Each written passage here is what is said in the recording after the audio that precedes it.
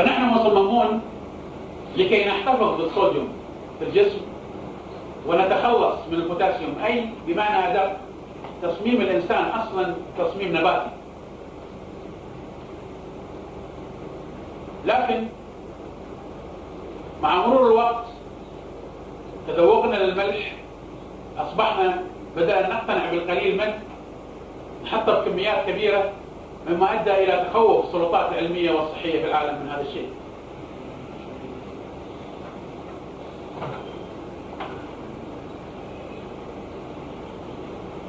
والملح له دور تاريخي، فكلمة ملح مشتقة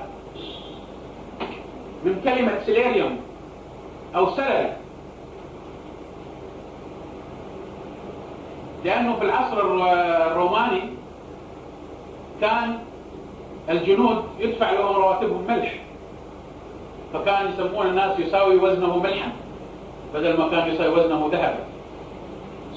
وطبعا يقال أنه الأثيوبيين ظلوا يستعملون الملح حتى القرن السابع عشر، وفي أشياء كثيرة من ضمنها حاصب عين الحسود وغيره وتعلق على البيوت بالنسبة للملح.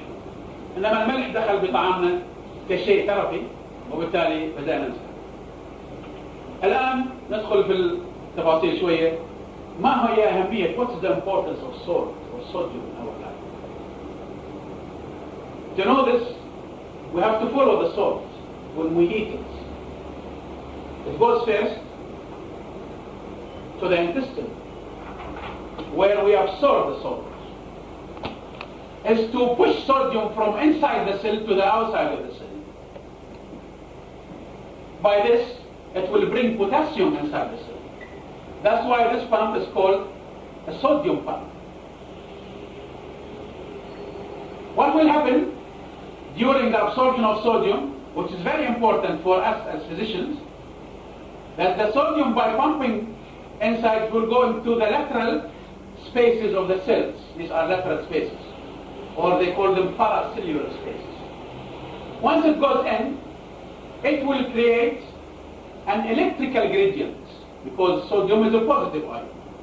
This will lead that chloride as a negative ion will follow. This will create also an osmotic gradient. This will lead that water will follow, and by this we are forming a sodium chloride solution. Once you do this in the cell, you are going to create inside the cell a chemical and osmotic gradient for sodium.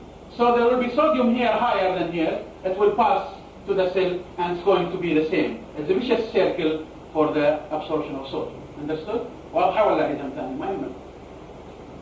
This is very important for us. Why? Because sodium here, when it goes inside, this is a mechanism called secondary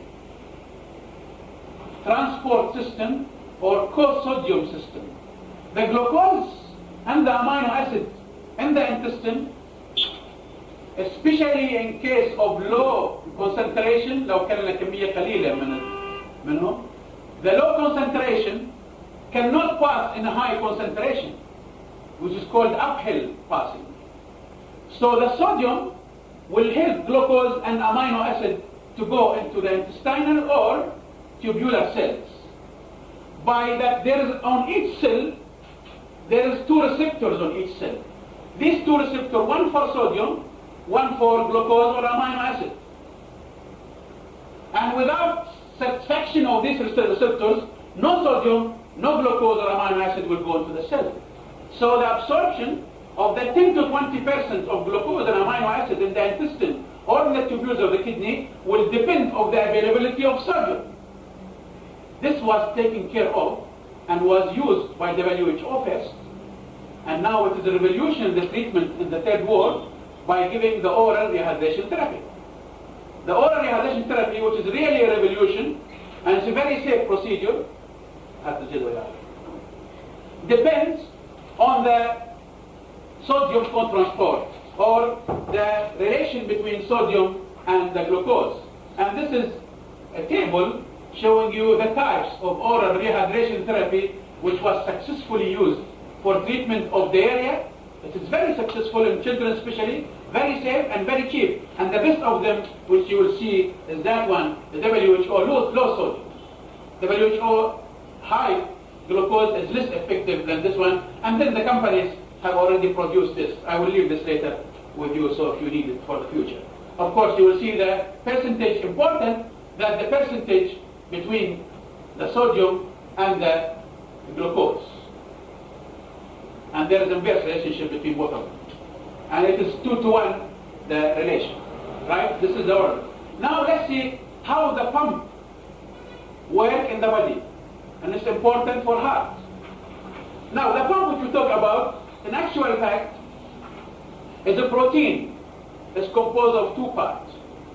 A globulin part and a glycoprotein part. Doesn't matter the composition. It matters that we have in our cells, all our cells, and especially the important cells, and this was first discovered because of the work on the RBCs. RBCs, as you see, they are cells floating, وهم يصورون بالعربي كالعيس في البيداء يقتلها الظما والماء فوق ظهورها محمول. The function of the RBCs is to carry oxygen and never use oxygen. And the energy comes to the RBCs from the glucose available in the plasma. They take them, and by anaerobic glycolysis, they give the 2 ATPs, which is the pyruvic acid production. So, it's very important, this pump, which is the sodium pump, to keep the integrity of any cell. Without this pump, sure the RBCs will be having water imbibed and will swell and will burst. Same thing goes for any other cell in the body and brain and the heart. This pump is composed of the following. A protein part, which is an enzyme called sodium potassium ATPase. The function of this enzyme is to hydrolyze the ATP, which is adenosine triphosphate. This is a production of hydrolysis or burning of glucose and fat. The glucose, when it is burned into aerobic situation, will give you 24 ATP, and when it is burned in anaerobic situation, it will give you 2 ATPs. Right? Now this is ATP, will join with magnesium, which is very important, and in the presence of the ATPase, will liberate the energy, which is important to push any sodium coming in by leakage into the cell to be pushed out. And قلنا إنه الpump, the importance of it is to push any sodium coming to the cell outside, because sodium is known, it's an extracellular fluid ion. And of course, this energy will push sodium in, potassium automatically will go inside without any energy needed. This is the pump. This pump can be blocked by digitalis. If this pump is considered now in the muscle of the heart, what will happen? That there is also on the muscle of the heart an exchange system between sodium and calcium. That the sodium, when it goes outside like this by the energy produced by the ATP, it will create a gradient for the positive ions. So the calcium متلصص الكالسيوم محتال, the calcium will follow in this gradient out. This will give the heart a chance to relax. But when you are blocking this, there will be no sodium will go out, there will be no pathway for the calcium will stay inside the cell. That's why you find the digitalis effect have an inotropic effect on the heart, which is stronger contraction of the heart. This is, for the physician have to know this, because you are dealing with people having digitalis in the future. This is the function of the pump. Of course, we have to know in conditions that in case of hypokalemia, there is less or deficiency of potassium, digitalis will be harder in work, because there is much sodium, no exchange. And in case of hyperkalemia, always we have to look into this in our treatment of our patient. And when there is hyperkalemia, the digitalis effect will be less. This is about digitalis and the absorption of sodium. When we absorb the sodium, of course, you know that the sodium, not only absorption, it comes also secretion. For every physician, very important for him to know, must know that there is secretion of sodium and potassium in the whole gastrointestinal tract, starting from saliva until down. And the more the secretion is copious, the more the sodium is secreted. So when you have a patient with diarrhea or a patient with vomiting, you know now how much fluid, because you know that the amount of fluid from saliva to stomach to air, every part have certain amount. معروف ان السلايفا 1500 والstomach 2500 والintestine 3000. So you can calculate the deficiency in your patient in case of diarrhea or vomiting, and including the sodium. Of course, the sodium amount in the feces is smaller than the potassium amount, because potassium is secreted in the colon while the sodium is absorbed. This is important. Now when we take the sodium in, it will go to the extracellular fluid. So sodium number 2 function is to maintain the osmolarity of our plasma or our extracellular fluid. Osmolarity and osmolarity. You will hear about this. Osmolarity in actual fact is number of osmoles in a kilogram of water. بينما osmolarity is number of osmoles in a liter of water. In a practical way, we don't measure kilogram of water. We measure always liters. So we use osmolarity instead of osmolarity, although osmolarity is more accurate than osmolarity. But we can say osmolarity in the same time. Of course, you know what is osmol and what is gram and what is equivalent. They are sort of measurements. Each depends on the way we look into the measurement. Because if you know mole, gram is a measurement of mass. Mole is the molecular weight of a substance. Osmol is the number of particles in a molecular weight of a substance. This is what, and there is of course جداول عندنا احنا how we can transfer them to each other easy. دائما معروفة انه اذا كنت تتحول محل لمحل تحط الكمية مثلا اوزمولز الى ملي جرام، فتحط الاوزمولز فوق على الايكويشن عندنا احنا مكتوبة هنا عندنا نروح بيها بعدين، وتحطها تحت ملي جرام تضربها في 10. To detect it first we have to know, is the kidney working or not? If the kidney is working, the bother is going to get rid of any sodium and will take care of any sodium to retain it inside the body. طبعا شيء. But in the end, we get 1.5 liters of urine for a normal, healthy, young individual. What happens to the salt and water? When they pass the glomerula, they go to the proximal convoluted tubules, especially the first part of it. There will be reabsorption of sodium, chloride, and water, and of course other things, including potassium.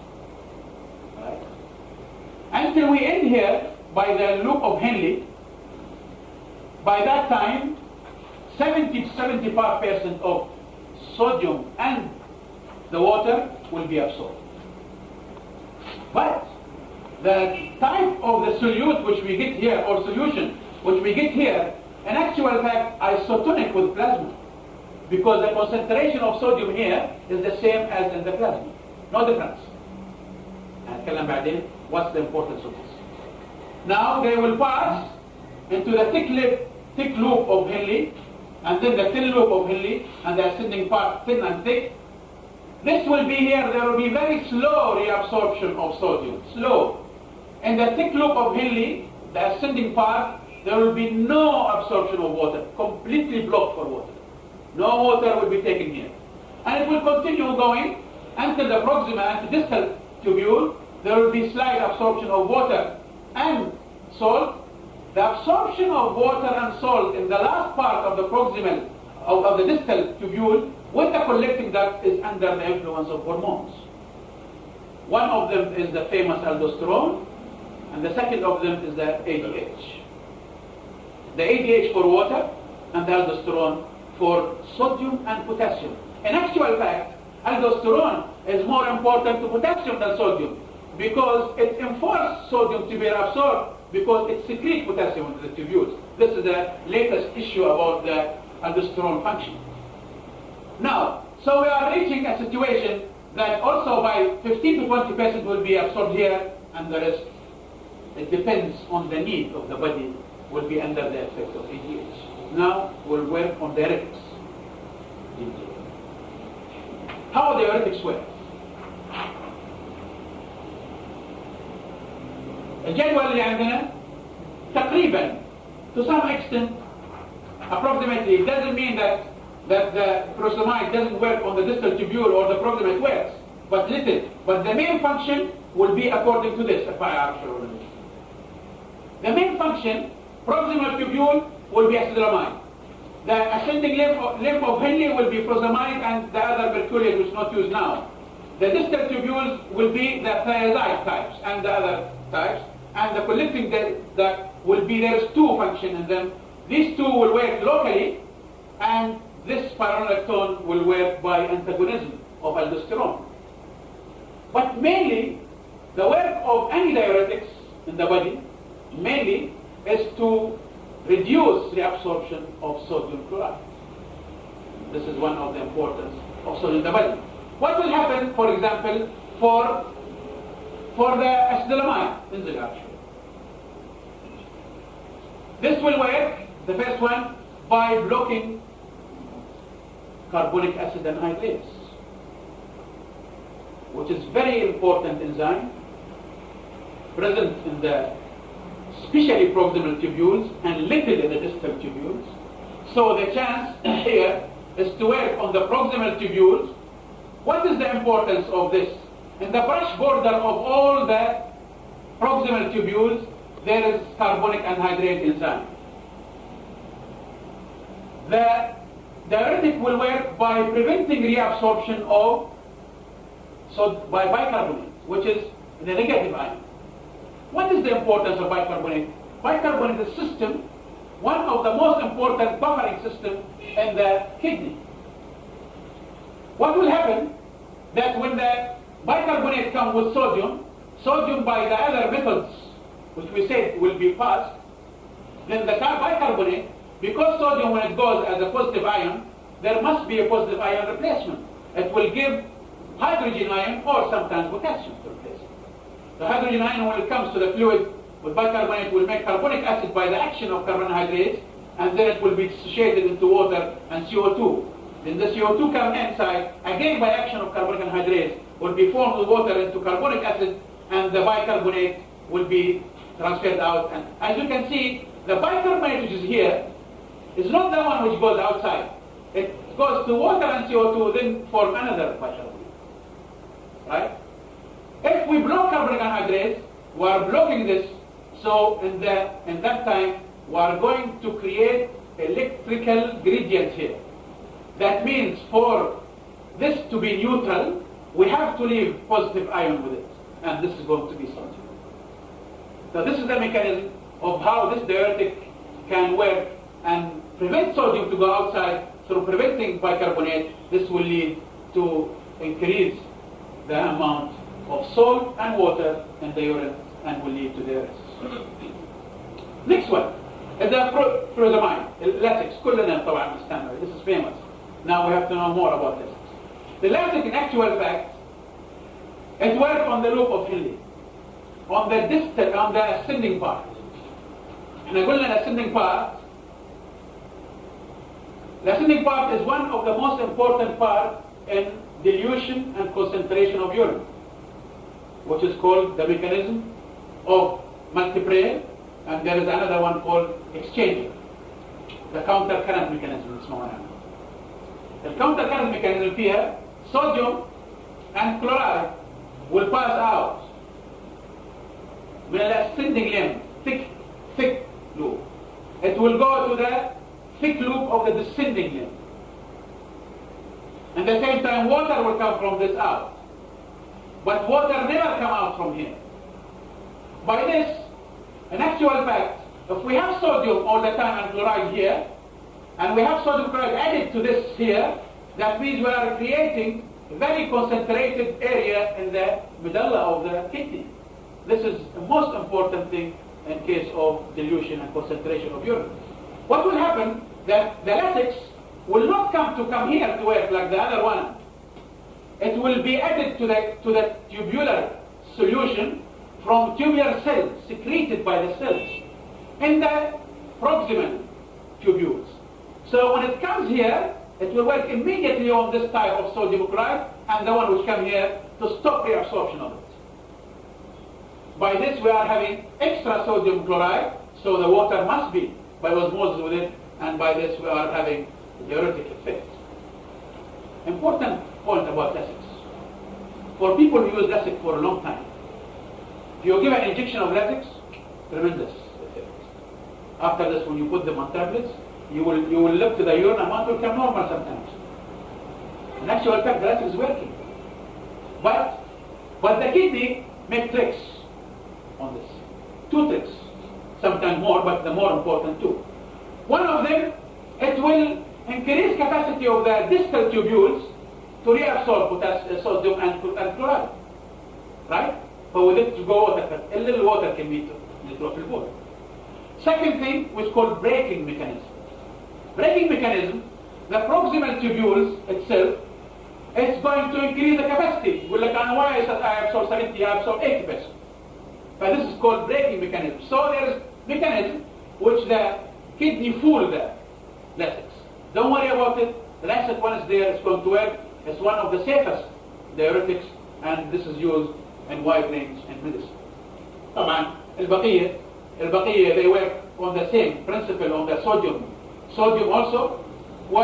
Others on collecting tubules, the spironolactone is the only one which work on the antagonism of aldosterone. Important here to be careful in using Lasix about potassium. Potassium will be the reabsorption of potassium happens in the proximal tubules, that's the sodium. In case of using diuretics, the reabsorption of potassium will be reduced. Very important. In case of using spironolactone, the secretion of potassium will be reduced.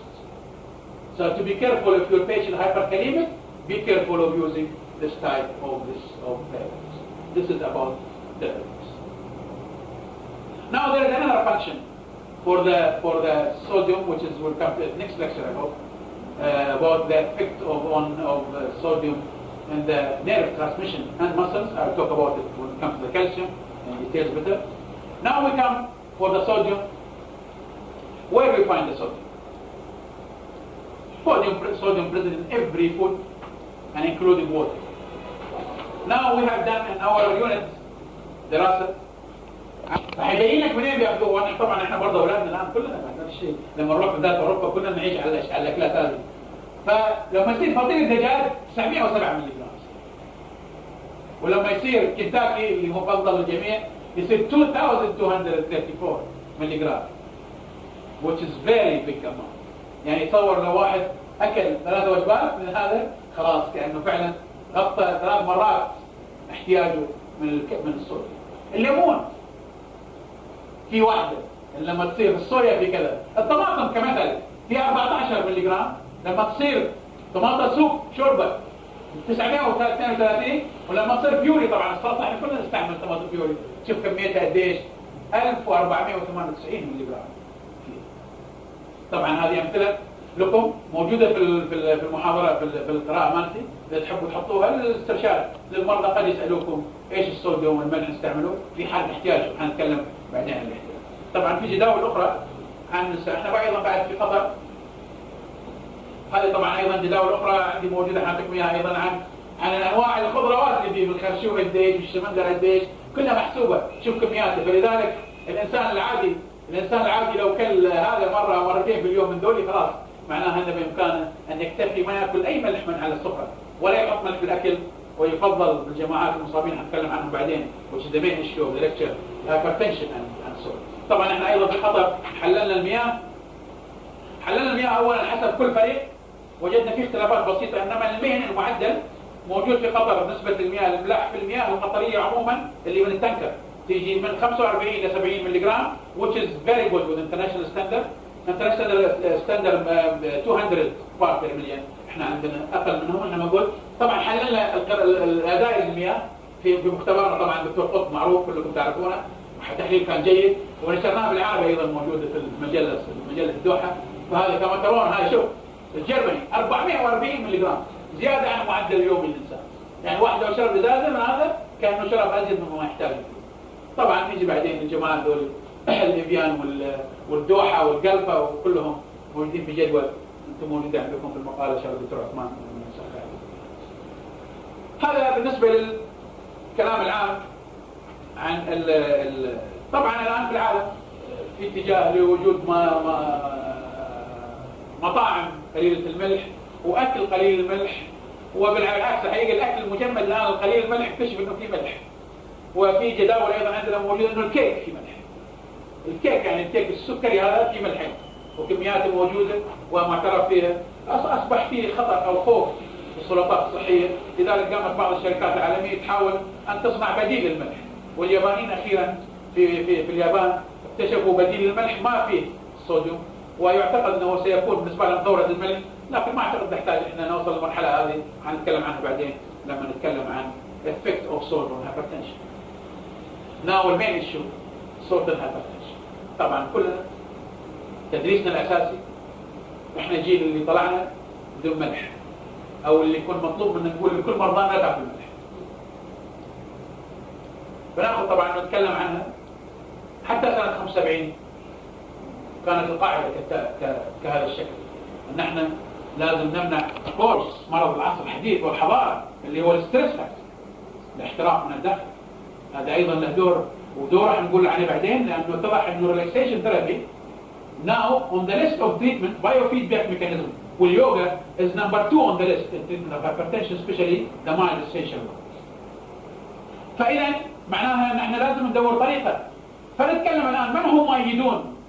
طبعا فرايز ومجموعته في مقالة نشرت له سنة 70 في اللانست which was the best article published by Fries himself and his colleagues. بعدين طبعا جماعات أيدوه. بعد بنجر هو الأصلي في أوائل القرن العشرين، طلع بنجر بمجموعته وقال لا السولت هو الأساس، وجاء جايتون ومجموعته بروه فيسيولوجيا كالتالي على نظريتين on two bases. One of them that you take salt طبعا تعطش، تشرب مية، المية تزيد الاكستراسيلر فلويد، تعمل بيردن على الهارت increase venous return، يعمل increase cardiac output، وبالتالي increase pressure. This will sustain make blood pressure. هاي طبعا الكلام صحيح على الخطط وعلى الجرام، انما نوت من الهيومن بينج. النظرية الثانية يقول لك انه مثل ما تكلمنا عن البامب مساعة that the excess of sodium will go into the precapillary sphincters muscles cells will accumulate there، هيجيب الكالسيوم معاه will lead to sphincter spasm. Sphincter spasm will increase resistance to the flow of the blood, that means increased blood pressure. This is physiological, لكن not approved, not accepted by international people.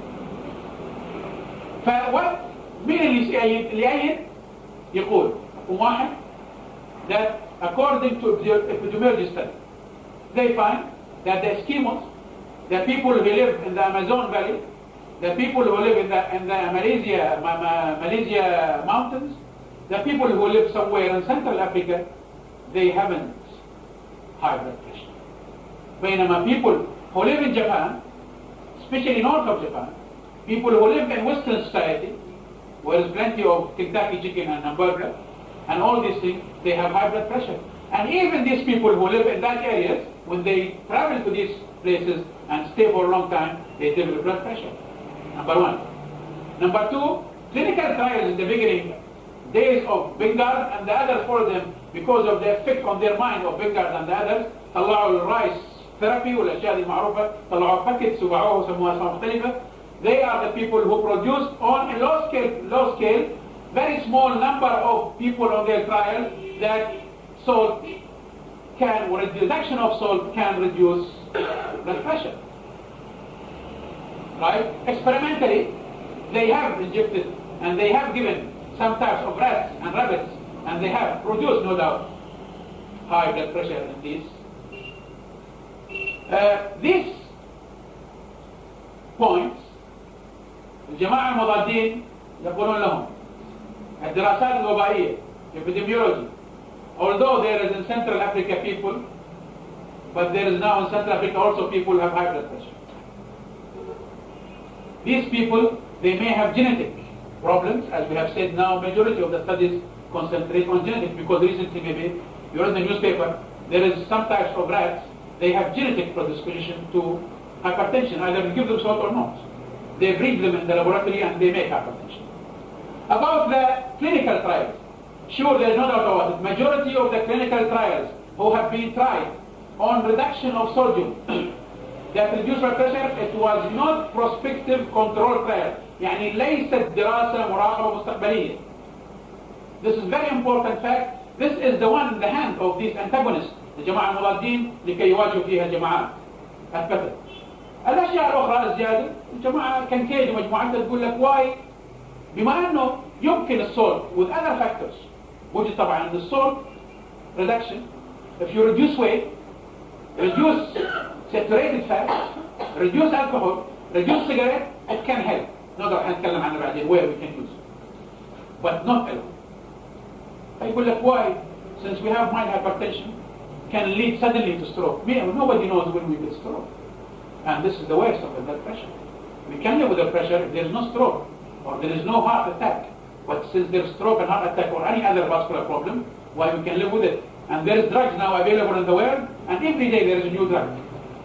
Although the recent work published by MRC, the Medical Research Council, is a very good article. I wish everybody read it. It's 85 published. بالإنجليز عملوا تجربة على 17,500 واحد لمدة سنوات عن control and trial on treatment by hypertensive drugs with placebo. النتائج مالتهم هنقول الآن بدون أن أدخل في تفاصيل الهايبرتنشن. النتائج مالتهم بينت بأنه there is difference in case of stroke. The reduction of the stroke for the treated patients is far better than the placebo. The reduction of death rates in the treated patients far better than the placebo, but there is no difference. It's a curious thing in the study. No difference between heart attack in both cases. The placebo was the same, nearly the same as the treated people with the drug. Since they're drugs, they said, why do we have to bother till our patient not eat salt? Give them the drugs. And this will protect them, and at the same time it will keep their blood pressure down. إذا ما العمل. Of course, some of the studies have shown that if you really reduce the sodium to an extent of about 60 millimoles per day, which is impossible to do, بالذات لما في بعض المناطق في أمريكا قاسوها من تقريبا كم من سنة الانفايرمنتال وجدوا في بعض المناطق في 400 ملي جرام per liter of water. إذا هذا هو 400 ملي جرام معناته you cannot do a low salt diet or none or free salt diet. طبعا الجمعيات الأمريكية للقلب والهايبرتنشن عندهم متيبات عن الإصلاح. الآن في الكلام مالهم لما when they publish an article they never refer to it. خلوه سكتوا عنه لأن الجماعات هذول طلب. What to do? احنا في السيف side to tell our patient. This is based on scientific evidence. Number one, the children, because salt grow with us when we are children. That's why in America, the American Academy for Children, the Nutritional Committee, have advised if we are going to continue this amount of salt in our food, we should examine our children when they are 3 years old, because we'll discover in them that they have low increase of low blood pressure, and then we have to expect, because they follow some patients until they reach 30 years of old, they call them the future hypertensive patients. So they advise to reduce it. At the same time, now in America and Europe, majority of the food for children are free of salt or less salt. Second thing, that for normal people, normal, healthy, young individual, don't bother about it. Let them live as they like, let them eat salt حتى الجبل. There was study done in the Scandinavian countries. They give volunteers for 4 weeks 25 grams of salt a day. No single millimeter of mercury have increased their blood pressure. Completely normal. Because the kidney, when it's normal, it will excrete it. So this is the message. For normal people, don't bother about it. That's the means. For people who have heart problems, mild hypertension, we should advise them, mild between 90 and 109 now, تعريف. not 105, 109. The mild essential hypertension between 90 and 109. طبعا في ناس بعد تقول لك القياس ما تاخذوه مش عارف 200، حنقول لكم مره ان شاء الله عن 200 لما نتكلم عن hypertension. These people should be advised, even if they are on drugs, to reduce, because majority of the studies conducted on these people with drugs and salt reduction have proved it reduced better than drug without salt. People who have history in their family, it is genetic, and majority of the studies now are directing attention to genetics. It goes into families. We better advise them from childhood to try to reduce their salt. And of course, people who have moderate or high essential hypertension, they must completely reduce.